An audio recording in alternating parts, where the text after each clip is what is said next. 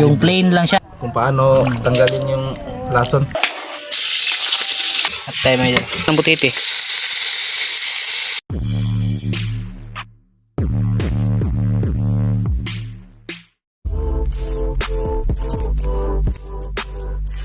Maaga. Tatanghali na. Kausap namin, may kausap kami na yung supply. Nagbebenta ng isda ba? Ibenta na lang namin to. Kasi si Maika may pasok. Asa magaday. Ito huli ni Part Elvis. Punta kami doon mga idol.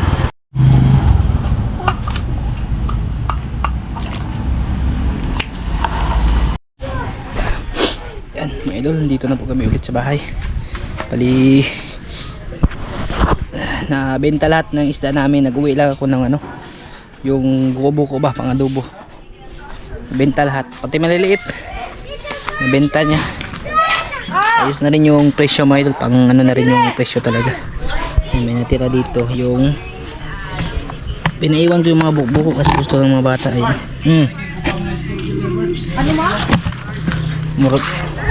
Murag na dito. Pakita ko nun. Tapos yun nga, nakabenta kami mga idol. Tsaka inano na rin namin, nakausap na namin. Sila na yung bibili daw ng isda namin mga idol pag sakaling makahuli kami ng marami. Wala daw limit yung niya. Sana makapalo tayo. Si paring Elvis naka siya. Marami-rami sa kanya, tapos malalaki din, mabigat. Naka parang 4 kilos megit, 840 sa total na pera. Hindi ko lang pinakita yung pagbalanse. Tapos yung sa akin naka 565 ako may idol. Okay na rin po yun At least kahit paano may extra income tayo, tapos may ulam pa. Tsaka yung kagandahan, at least may suki na kami. Hindi na kami yung magdoy-doy ba, yung pataka na lang kung saan nilako, kasi nakakawa din si Maika mga idol. Maabot kahit saan sa paglalako ng isda. Mas mahal yung mas mahal yung benta, kaso yung problema nga lang, ilalako pa kasi yung isda, matagal maubos ba. Hindi pa sigurado kung maubos. Okay na yun yung presyo na nakuha namin, kasi naman siya, yung direct buyer siya, tapos bumibili kahit magkano. Yun yung kagandahan. Mga ganyan kalalaki mga idol, binibili pa rin niya. Ang yung kamay ko, nanigas mga idol. Ewan ko, parang ata to, napasukan, natinik kagabi. Hindi ko alam mga idol. Basta nanigas na siya mga idol. Malaki. Pero kaya pa siguro ito mamaya, isisid mamaya mga idol. Tapos ayos. Okay na yung benta niya mga idol. Kuhaan ng gasolina mamaya. May sobra konti, magdagdag. Tapos yung video ko kagabi, isang butiti lang, nadagdagan siya ng 3 mga idol. Bali naka-4 tayo na butiti kagabi.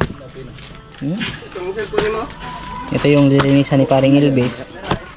Tapos iluto niya. Kung saan ba tapanan, larangan? Pwede ko larangon. Larangon na lang, daghan larangon to mga idol. Nilarang na butiti.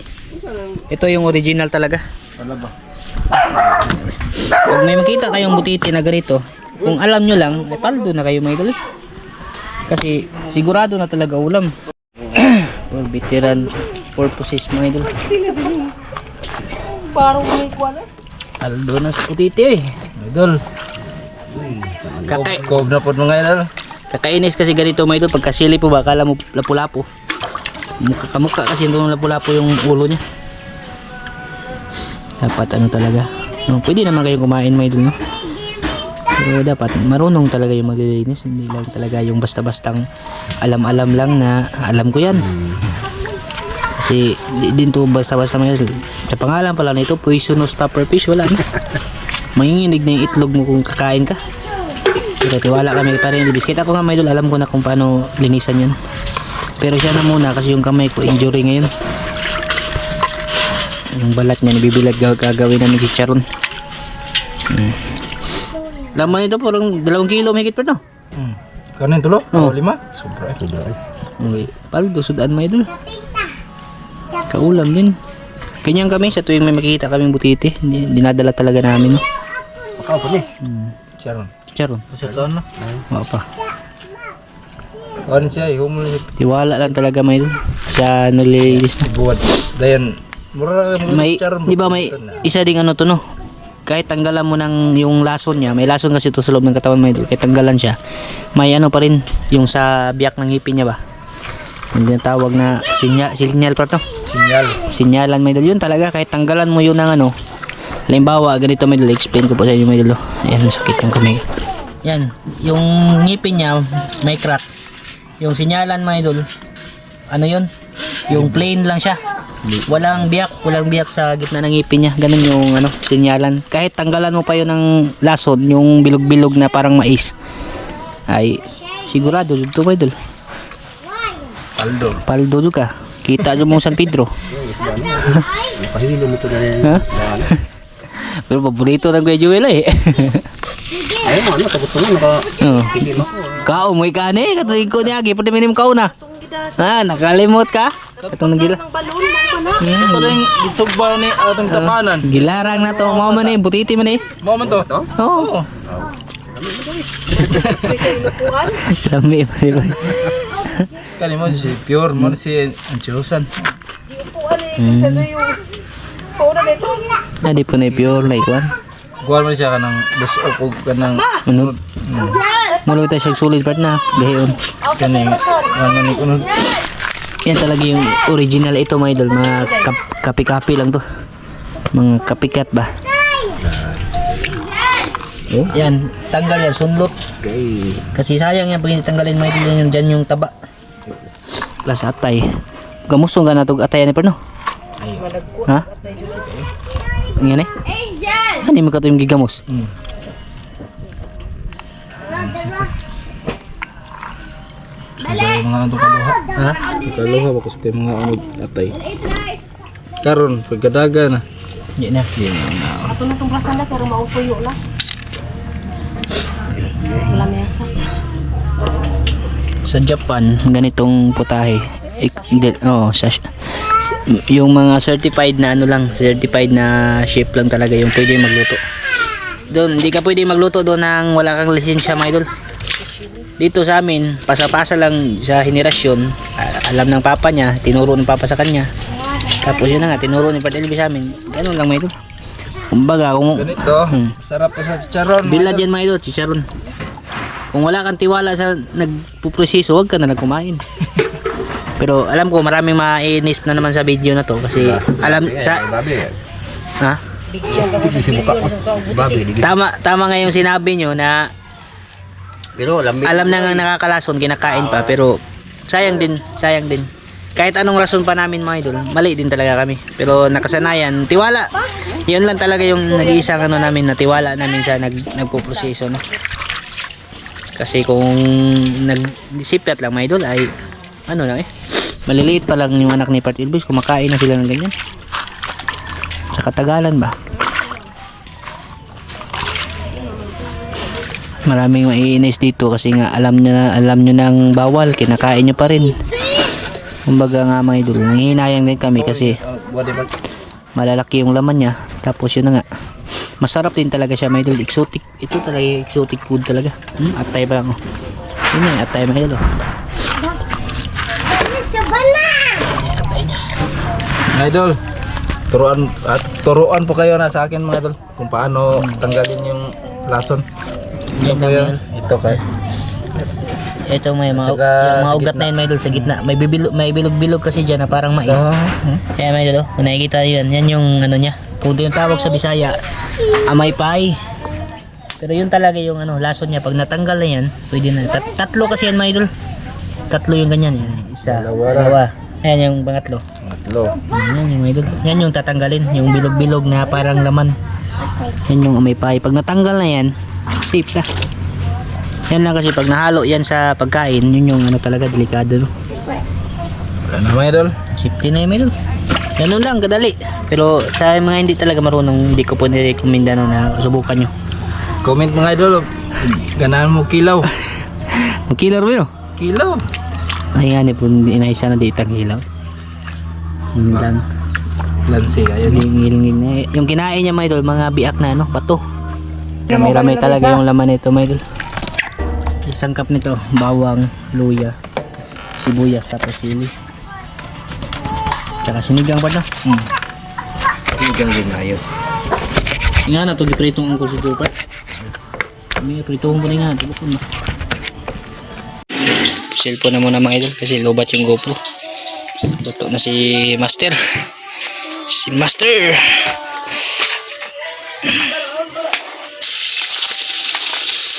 Luto na yung ano, yung mantari. Ay ko ma, mantis shrimp. Mantaha mga idol sa Bisaya. Mahal tong ganito mga idol. Yung babae tsaka lalaki buhay ba? Hoy sili. Halit ako. At tayo. At tayo mga idol.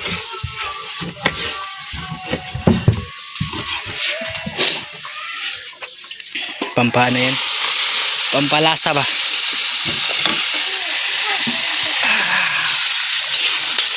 Lagyan ng sinigang ba no? Sinigang ya. Sinigang. Patso mga idol. Sulbol ng ulam paniod to.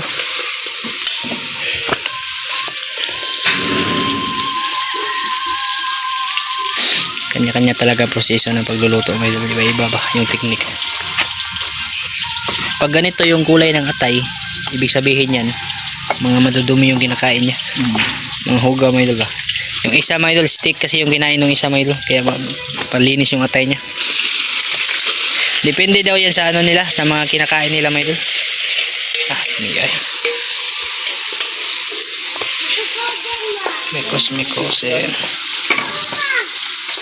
Ano to? Yung nilarang para siyang sinigang na style mga idol.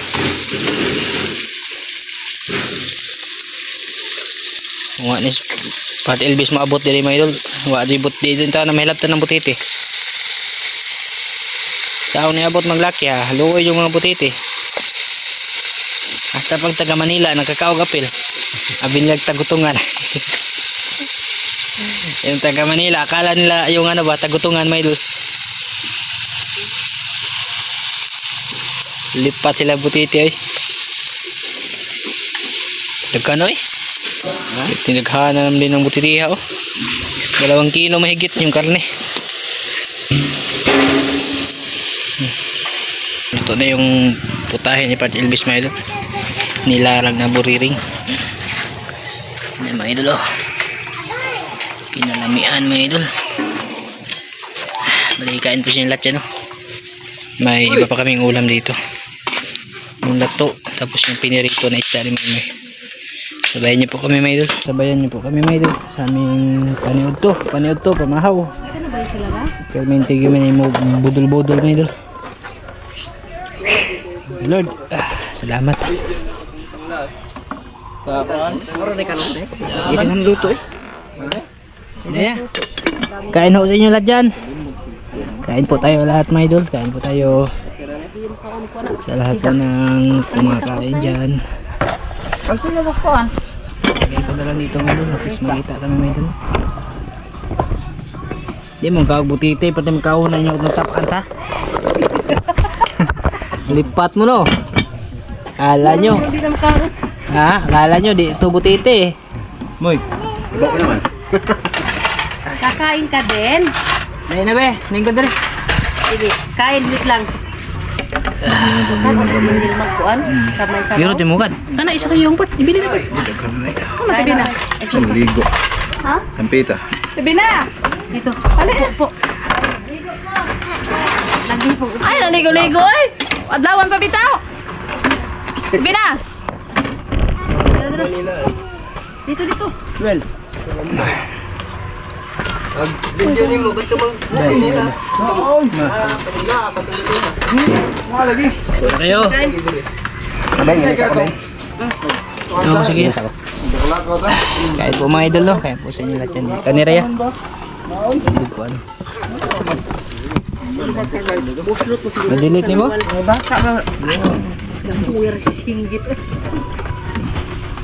Mangantayod! Kaon tag anay! Kaon ta bala!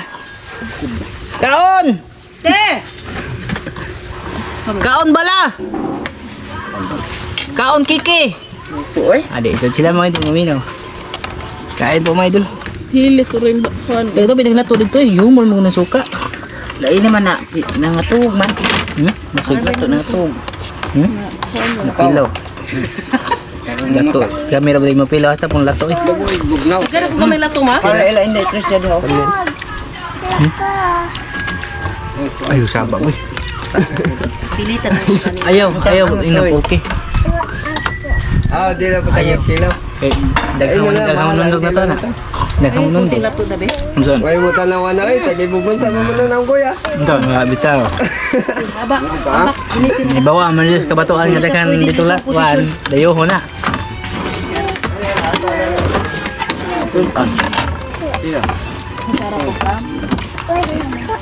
Ito ang pagpultaw sa kilo.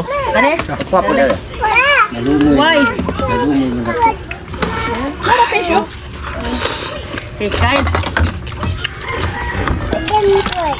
Sudan, ito. Tayo may Kain.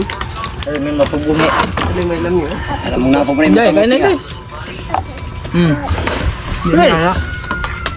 Di may na mga pinirito. Ano mo? Hindi kang kubuti diya. Si Mark? Ay, ang buti di gahe kay nakanon part. Sarap na ina part. Kain na. Ya. Konit na sa'yo. Kuya buyo ko lamig ko eh. Basta pa si Patilbis talaga mo tirada may idol ha. Panakla eh. Ano? Pwede pa mag-rally ang butiti. Preso na nito ano. Daga na kayong butiti na ihaw ng tao. Kauwag. Dara. Tubig. Minom siguro tubig. Naman may idol. Saan ito yung suha? Ay.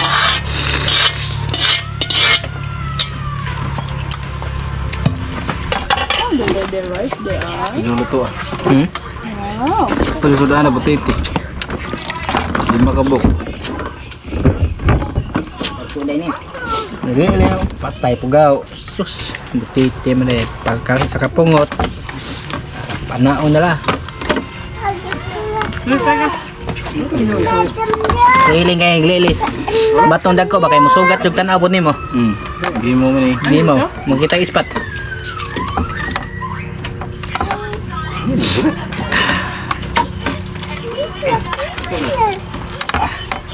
Yeah, play ito na. Sinaban. Di na na bawal to. Di buwan po eh. Tignan niya. Uy, naputas na naman yung salawal ko. Di magula ka tuman sa... Di asin dito yung man. May dalo. Ang asin na siya niya.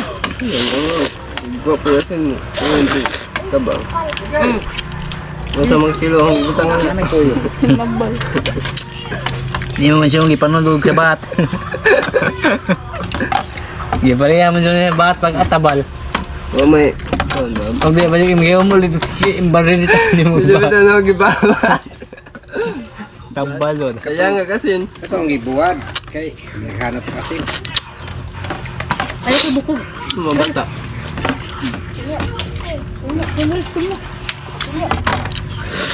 Oo, manasya siya. Butit eh. Naman ng tao. Muna magawa ng kaos kuya sa kuhan. Titi. Ha? Ito bang sarap na ito? Sipon ko ayaw mapigdilang tumulo. Hindi ko man magpapalo. Mahilig sa nato. Modul sa ano? Ito ba, tubig o suka? Suka. Ba't ito, wala ka nilutaw. Ano? Kanin gamay bro. Kanin gamay. Tin! Tin! Ikan under pa da. Ano pa? Nanguwag ko. Sakit ang kamatikaon. Turo! Mo angay ng butiti. Daghanong luto. Labi man dyan lanong. Butiti. Yag may nagkanon. Dami may sumsuman butiti. Tilawon. Ay, ano ba? Pangitan eh. Ayaw su. Mga gitsa-itsang max niya. Lobster eh. Rice. Lobster.